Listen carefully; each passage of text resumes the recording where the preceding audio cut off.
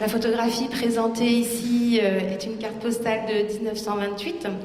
Il s'agit du quartier de Bousbir en construction, ce qu'on appelle le quartier réservé de Casablanca.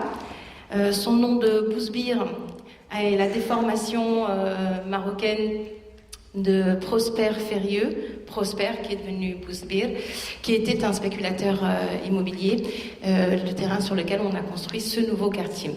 Donc à partir de 1920, ce quartier appelé aussi la nouvelle ville indigène est situé dans le quartier du Houbous à Casablanca.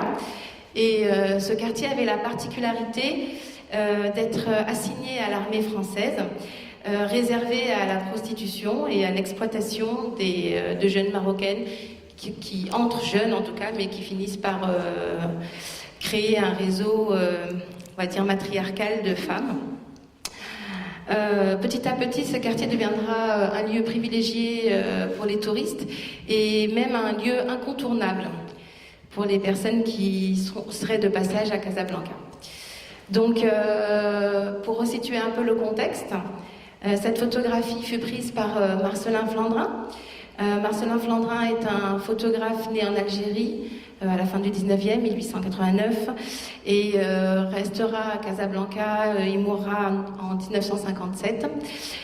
Il s'installe au Maroc en 1901 et va intégrer l'armée tout d'abord au service des photographies, où il va pouvoir commencer ce qu'on appelle les photographies aériennes. Ce sera le premier photographe à faire de la photographie aérienne au Maroc.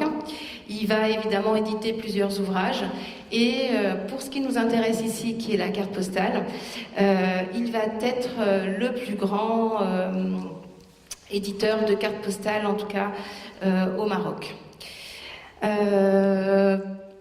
Et donc, du coup, c'est lui qui a surtout documenté ce quartier Bousbir durant plusieurs années. Donc, ces photographies, évidemment, pour la plupart, sont des photographies érotiques.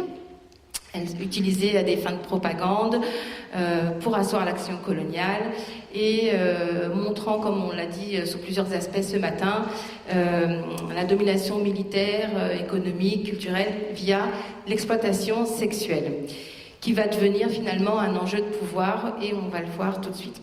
Donc, cette carte postale présente une vue aérienne du nouveau quartier de Bousbir en construction. Nous avons 4 médaillons. Donc ce n'est pas sans rappeler la tradition des atlas de conquête coloniale, avec ici dans les médaillons représentées 4 femmes, 4 femmes qui sont elles-mêmes issues d'autres cartes postales et qui dans un premier abord peut nous présenter ce quartier comme une mini-rétrospective d'une certaine diversité de corps que l'on pourrait trouver dans ce territoire. Donc ce type de vue aérienne par rapport à la carte postale en France était pas apprécié parce qu'elle remettait en question la sécurité militaire. Mais on voit que ce type de vue aérienne ont beaucoup été pratiquées, en tout cas à Casablanca et surtout par rapport à ce quartier. Dans un premier temps, elle met en avant une supériorité technologique, donc une domination technologique, de par la faisabilité même de cette image, et va témoigner d'une mainmise finalement du territoire. Et le raccourci va être vite fait entre la domination du territoire qui associe l'accessibilité de ces corps, de ces femmes, qui ici semble être tout aussi interchangeable. Donc finalement, via une approche urbanistique, la domination de ces corps de femmes devient la domination du corps de la ville. Et on peut aussi intervertir. L'information urbanistique de cette carte postale est traitée au même niveau que l'information liée à la sexualité dans ce quartier militaire. Et du coup, le message qui est véhiculé, c'est qu'au final, occuper le territoire de la sexualité, c'est occuper le territoire du pays. Donc, pour moi, ici, il y a un enjeu important de cette articulation domination militaire, politique, avec la domination du territoire, de l'intime et territoire de la sexualité. Du coup, cette carte postale, elle m'interroge sur le support même de la carte postale, sa nature et sa stratégie, à savoir est-ce que c'est le simple fait de faire des photographies de ce quartier qui persécute, ou c'est le fait que ce soit diffusé sur de la carte postale, avec évidemment les fins qu'on connaît, propagande, communication, tous les objets de diffusion, création de désir et production d'imaginaire. Donc je compare ce travail avec le travail qui a été réalisé par une autre photographe qui s'appelle Denise Belon. C'est une photographe femme, née en 1902 et décédée en 1999, qui a fait partie du mouvement surréaliste et qui a été connue pour ses reportages au Maroc, en Tunisie, mais aussi en Finlande, mais surtout qui est connue pour sa vision humaniste et plutôt engagée, et qui a laissé aussi un patrimoine très conséquent de ce quartier de Bousbir. Et dans ses photographies, elle m'offre un autre regard par rapport à ces prostituées, puisque ces prostituées, pour la plupart, sont habillées. Donc du coup, on peut repérer la mode locale marocaine, mais aussi la mode occidentale, et inscrire ces photographies dans une temporalité qu'on ne voit pas forcément sur les photographies de Marcelin Flandrin, et cette proposition à l'offrande érotique. Ça, c'est la première des choses.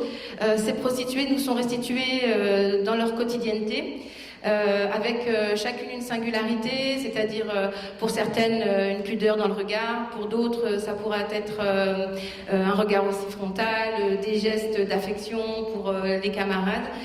Et du coup, avec les photographies de Denise Belon, on a affaire d'abord à des femmes qui ont des histoires et à des individus, et autrement dit à des sujets que je ne retrouve pas dans les photographies liées à la carte postale, qui présentent ces femmes plutôt comme des objets, évidemment objets de désir et de conquête, de trophées de guerre, on l'a dit tout à l'heure, avec les têtes qui seraient mise en avant, et qui offre la permissivité et l'appropriation de tous ces corps à toutes ces personnes qui ne sont pas encore arrivées sur le territoire marocain. Donc pourquoi avoir fait cette comparaison ? Parce que en tant qu'artiste, le problème se pose pour moi en ce qui concerne l'archive et la nature de l'archive dans la construction identitaire et dans la construction de la mémoire. Dans mon travail artistique, on est sur comment constituer un patrimoine, puisque là, je parle de l'intérieur. Tout à l'heure, ce matin, on a évoqué est-ce que ça faisait sens dans les gens qui habitent le pays, ou en tout cas qui sont en Afrique, de quel sens ça a pour eux, ce type de recherche.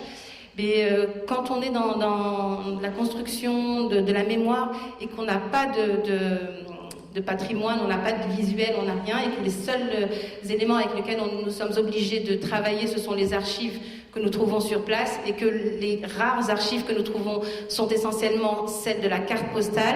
Du coup, il y a une vraie complexité à résoudre pour s'approprier de tels documents dont on sait qu'elles portent le conflit, dont on sait que ces visages de femmes sont des visages de femmes qu'on reconnaît dans la rue, puisqu'il y a beaucoup de femmes qui ressemblent à ces femmes dénudées. C'est des archives qui réduisent l'identité de l'autre, le fantasme, l'obscénité, on a dit tout ça ce matin, et finalement qui réduisent l'altérité, l'autre, à ce territoire de la sexualité. Donc, pour toutes ces questions, c'était important de reconsidérer le support de la carte postale en tant que tel, et l'imaginaire que le support de la carte postale peut véhiculer dans cette constitution de la mémoire, et quel type de comportement finalement elle peut induire.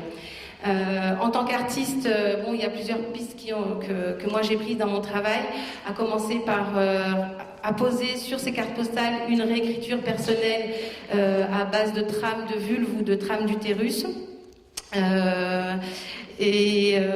Surtout, enfin, je vais passer directement à l'intérêt de l'usage du document historique dans la construction de cette mémoire qui est habitée quand même par la rupture, ça c'est important.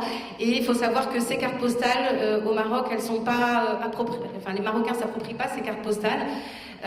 Parce que justement pour tous les points qu'on a cités tout à l'heure, et il était évident pour moi qu'il fallait les réintégrer dans le patrimoine visuel marocain et faire en sorte qu'elles rentrent dans l'histoire de la photographie marocaine.